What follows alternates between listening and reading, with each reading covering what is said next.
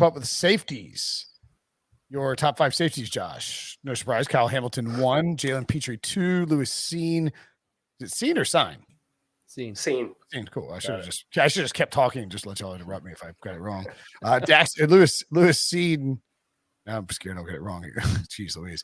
Lewis Cine at 3, Daxton Hill at 4, and Jaquan Brisker at 5. Lots been made to Kyle Hamilton. I think it's been reported or discussed that if he's there at 11, the Commandos or whatever the hell they're calling themselves are going to sprint to the podium to grab Kyle Hamilton. Seems like he is going to fall a little bit further in the draft than maybe early mock drafts had it going. But he's been discussed a lot. I think people might be more curious, Josh, to hear about the guy you would pound the table for in Jalen Petrie.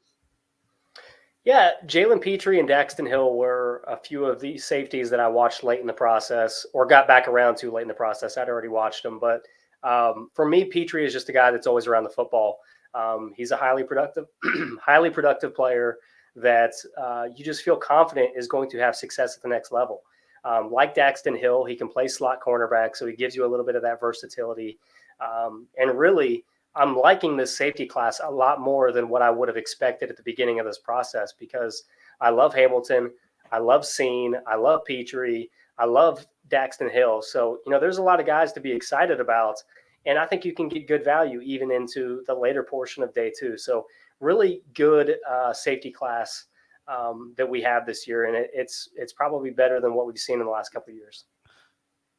Josh had Jaquan Brisker as his buyer beware, and then his sleeper was Kirby Joseph. Traps, give me the little rundown on old Kirby, Kerby, which is just an abomination to Kirby, all Kirbys out there. Yeah, seriously. Kirby Joseph, super long, over 33-inch arms. Wow. And it shows on film. He's really that deep middle of the field free safety. Going to take an extra second to recognize what's happening, if it's a run play, if it's play action, if it's not. But if you just let him roam the deep middle, maybe the intermediate portion of the field, and play the football, watch the quarterback's eyes, he's going to have a lot of interceptions. He had a bunch of them last year, I believe, 4 or 5 interceptions. And with that length, with his fluidity that he shows, to be able to turn, flip those hips, find the football, I think is outstanding. It's a really good selection. He could go as high as the 2nd or 3rd round. But for that specific role, to just be that deep middle safety, that free safety that we don't really see too frequently come out in the draft, that has high level range, that is Kirby Joseph from Illinois. And your small school sleeper, Josh, Marquise Bell.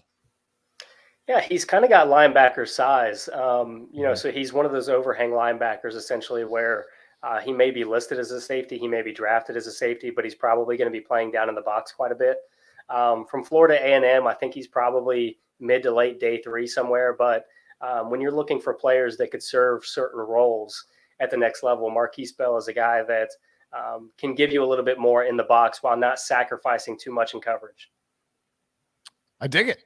Man, we ripped through the entire defensive side of the ball in this draft in less than an hour. Amazing work by you two. I mean, Lord knows, I'm not going to rip the quarterbacks anymore. I'm tired of these quarterbacks. I want Desmond Ridder to be the first quarterback taken, then nobody else in the first round. And everybody's like, what the hell just happened?